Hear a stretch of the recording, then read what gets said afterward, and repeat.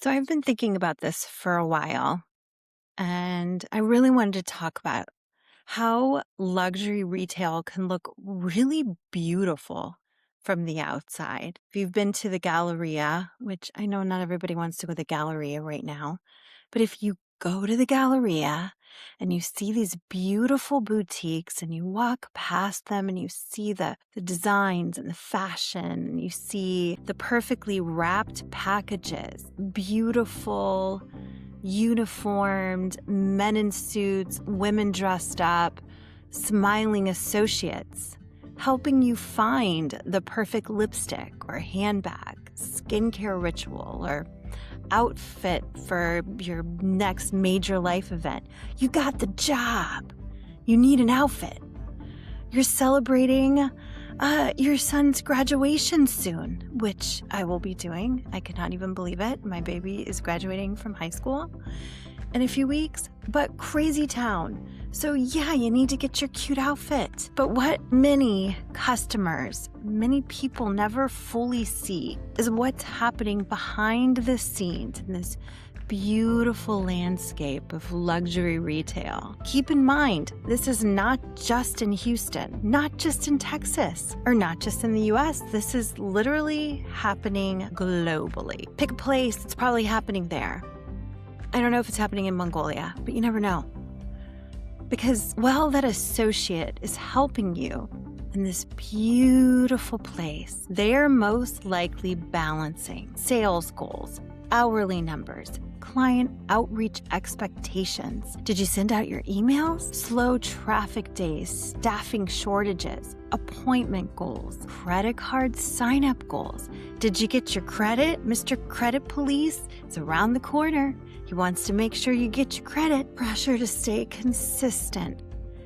Honestly, I think most customers and associates want many of the same things. Want connection. I know I do. Trust. I trust that you are selling me something that's actually appropriate for me, not just trying to make your sales goal. Consistency. This place will be here next time you come back. Here's hoping. Great service and having an experience that still feels human, y'all. Welcome to Sorry It's Discontinued. I'm Hilary, a former luxury beauty manager with over 25 years behind the counter. This is a podcast about the world of retail and the people who keep it going every single day. And today, I want to talk about what customers may not always see behind luxury retail. How small things like loyalty to an associate makes a bigger difference than you realize, and what the future of luxury shopping could look like.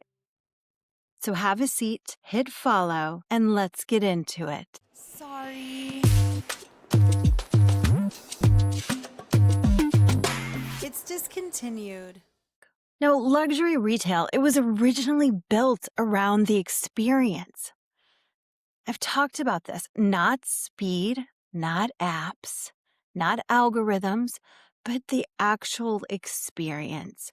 It was built around human connection, relationship selling, trust, and emotion. It was someone remembering the little details before you even asked. The lipstick you wore for 10 years and you'd come in to replenish.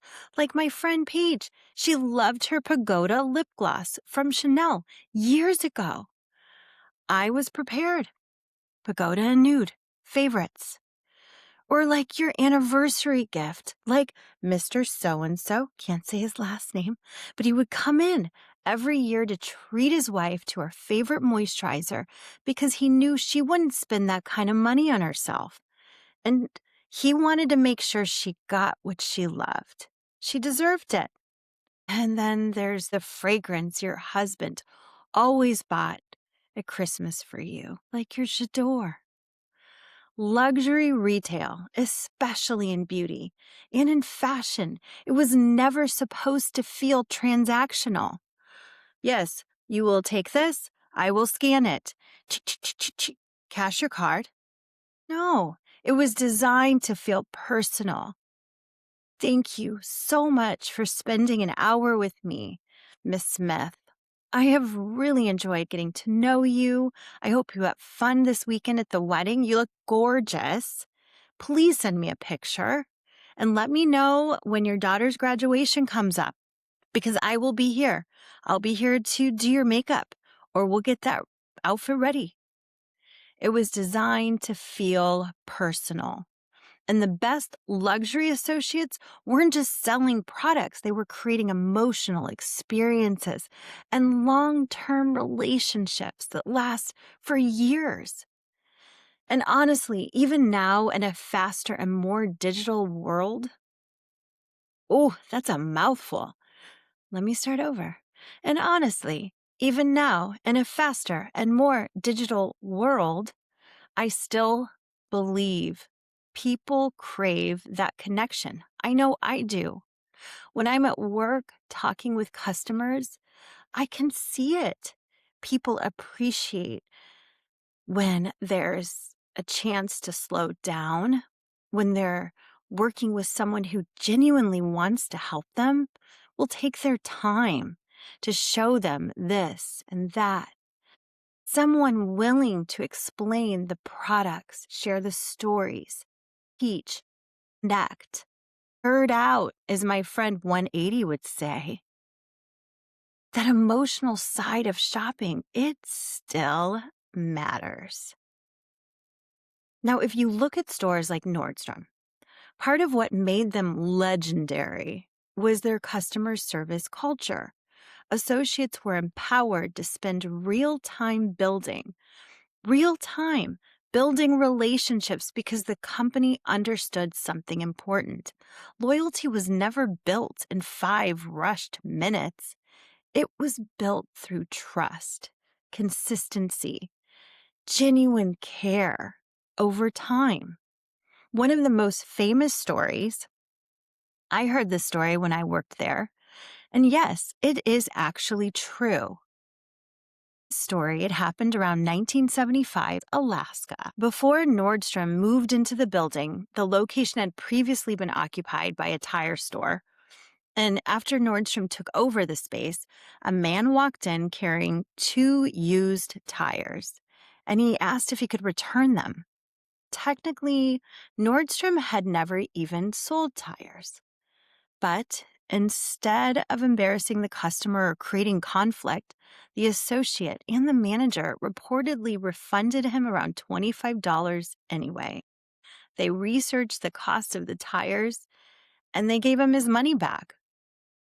And while people laugh at that story now, and of course it's expanded to like 4 tires, probably like over $1,000, but it sounds almost unbelievable. But it represented something much bigger about the philosophy of luxury service at that time. 1975 was the year I was born. The question was, how do we build trust? That philosophy helped define what luxury customer service looked like in America for generations. Then you look at Neiman Marcus, which turned shopping into something almost emotional. Shopping wasn't rushed.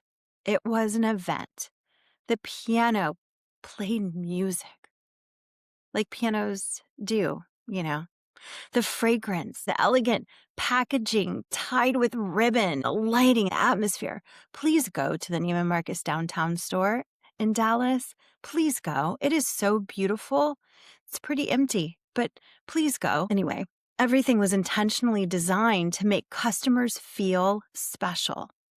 And one of the most famous stories tied to Neiman Marcus, it involved co-founder Stanley Marcus and the company's belief that long-term customer trust mattered more than winning a single transaction. If you listened to my Neiman Marcus episode beginning in the history, I talk about this. According to the story, a woman once attempted to return a $175 dress she had already worn and accidentally ripped. Stanley Marcus reportedly hesitated to accept the return, but his father, Herbert Marcus, to him, preserving the customer relationship mattered more than the short-term loss.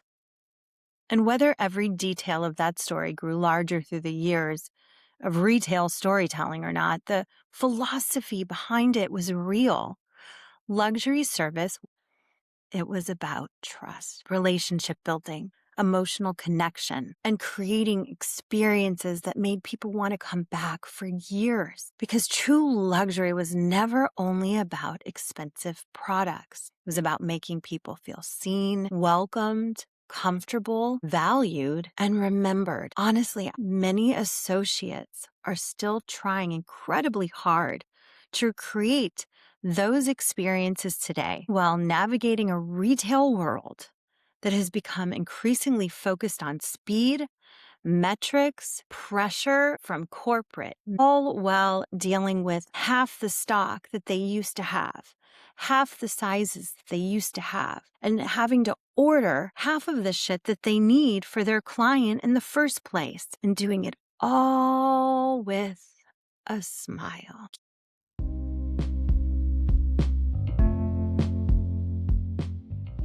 Now, what customers may not fully realize is all of those metrics that stores track today, like sales goals, loyalty numbers, productivity, link selling, appointments, client retention, credit applications, repeat business, they are directly tied to whether someone keeps their job.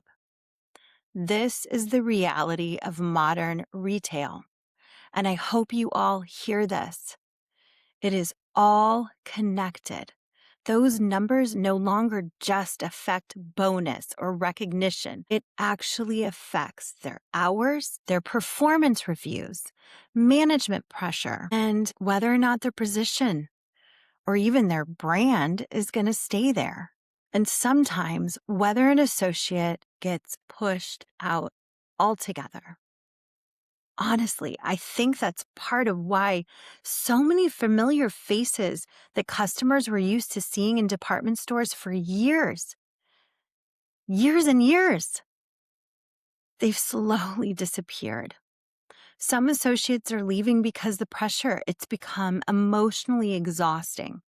Think of all the things that have been happening in retail in the last 5 years. We've had COVID and bankruptcies, brands going under. It's emotionally exhausting. While other associates, they genuinely love retail and love customers and love relationship building. But eventually, you can get worn down by rising expectations and a system that has become so transactional. And customers that aren't answering your texts, your emails, and your phone calls, and all the ways that we're supposed to reach out to get them into the store, because they're buying online. They're picking up curbside. Well, if they do, the store does get credit, but the associate doesn't. So there are fewer long-term retail veterans now. And the industry used to be filled with career associates, people who spent decades building loyal clientele, deep product knowledge, and real community inside their stores. Today, many stores just feel like an ever-changing cast of people that have just started in retail, people that are just in retail while they're looking for their next thing. So it's constant turnover, shrinking payroll with pressure that customers don't see.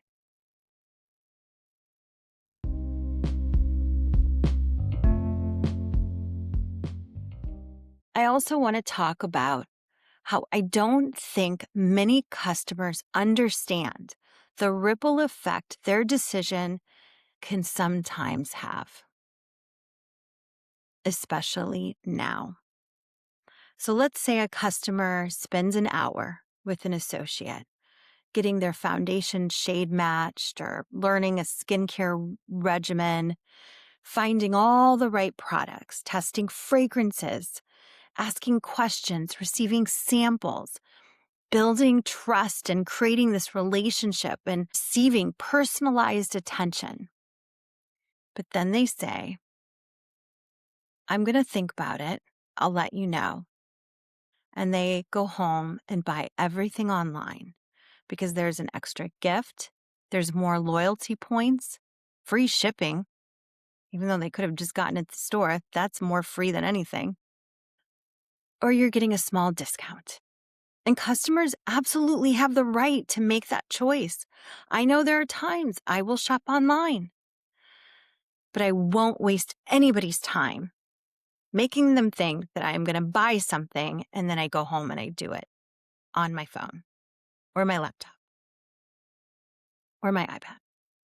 But what many people may not realize is that that associate who gave their time, expertise, emotional energy, it takes a lot of emotional energy, and the service, they receive absolutely no credit for that experience at all.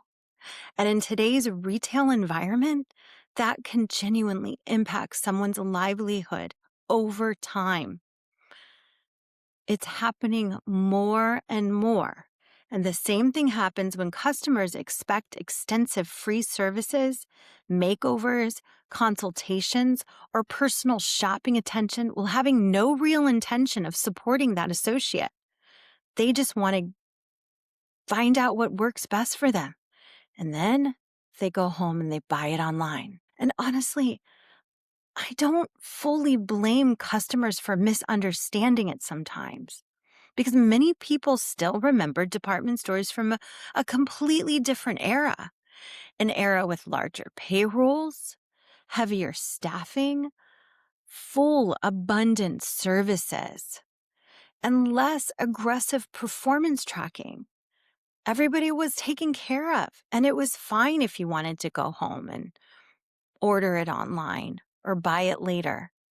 But technology and shopping online, and the fact that we could just order it from anywhere at any time, be in a parking lot somewhere. If you've got good signal, you can order your full Sicily collection, all without connecting with one human. Maybe a little bubble, and a little robot tells you, yeah, that's a good moisturizer for you. No interaction, free of all people. Online shopping, it's changed expectations, and smartphones and social media, it's just accelerated. And many of these companies are struggling, y'all, to adapt. And instead of fully reinventing luxury retail around experience and human connection, many companies, they've responded by increasing pressure on associates with no stock, mind you, pressure on associates to compete against a digital system they never signed up for. So now associates are expected to somehow deliver old school luxury service while operating inside a fast-paced, stressful, transactional environment. I mean, the contradiction, it's exhausting, because retail workers are still being asked to create warmth and connection, trust, memory, comfort, and emotional experience, while simultaneously, oh, that's a fun word, while simultaneously being evaluated by numbers almost every minute of the day. I think customers would view retail associates very differently if they truly understood how much pressure exists underneath the surface of those beautiful stores. Because behind those counters and the smiling faces are people trying to hold on to their careers, stability, and relationships, and a sense of purpose and humanity, connection.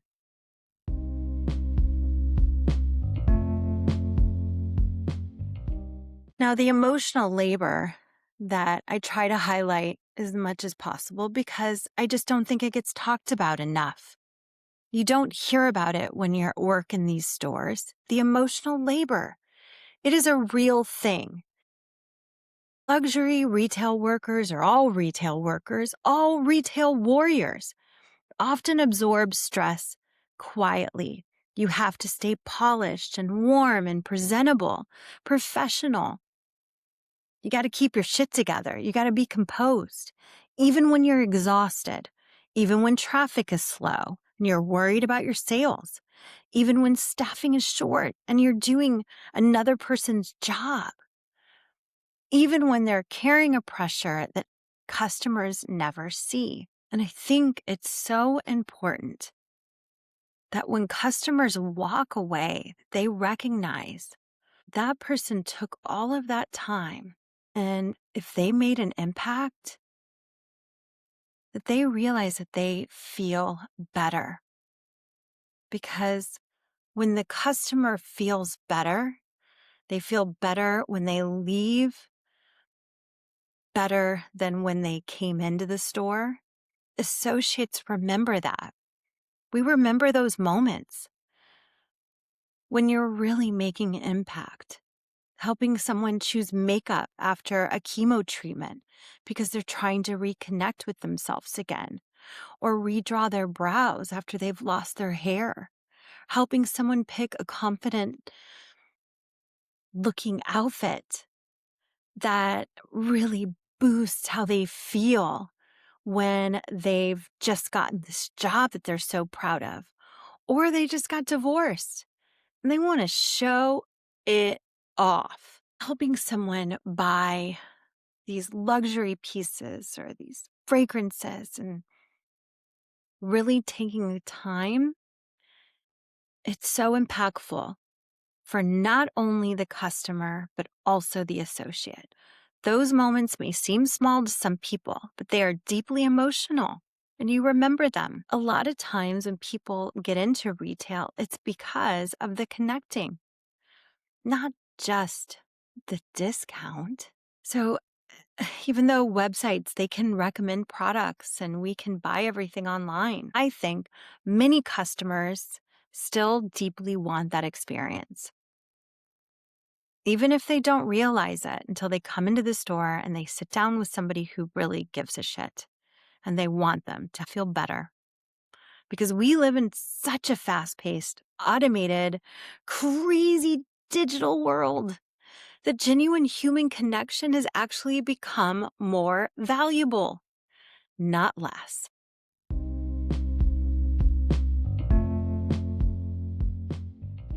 The future of luxury retail, I don't think the answer is going backwards. It's just evolving tremendously, but we have to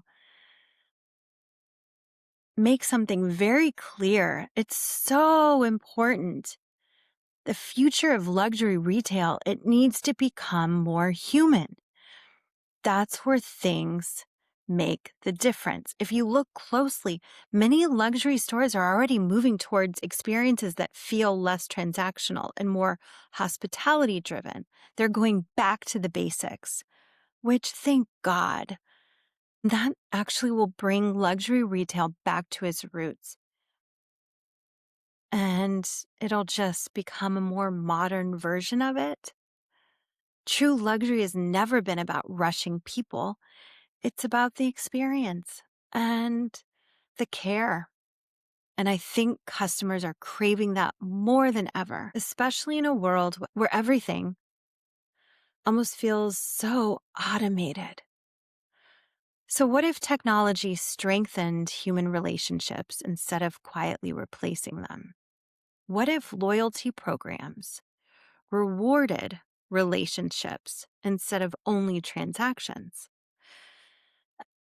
Imagine relationship-based rewards where loyalty to both the brand and the associate mattered. That feels incredibly modern to me because I don't think customers are tired of human connection. I think they're tired of disconnected experiences.